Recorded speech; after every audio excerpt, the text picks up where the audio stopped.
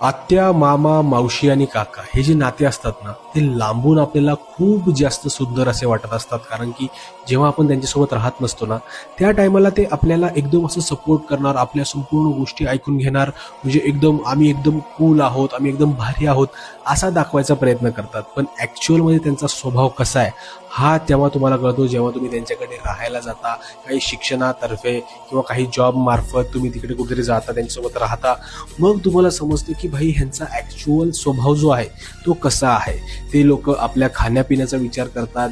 दररोज आपल्याला जाणीव करून देणार की भैया आम्ही तुमच्यावर उपकार करतोय, तुम्ही आमच्या घरात राहताय, त्यामुळे तुमच्या खाण्यापिण्याचा विचार केला जाणार. त्यांची विचारसरणी कशी आहे या संपूर्ण गोष्टी तुम्हाला कळणार. आणि नंतर असं वाटणार की यार आपण ह्यांच्यापासून लांब होतो ना, तेच खूप छान होतं. त्यामुळे माझा तुम्हाला एक सल्ला असेल की ज्या कोणाच्या घरी तुम्ही जाल त्यांना पहिल्या दिवसापासून अवकातीत ठेवायचं काम तुम्ही करा.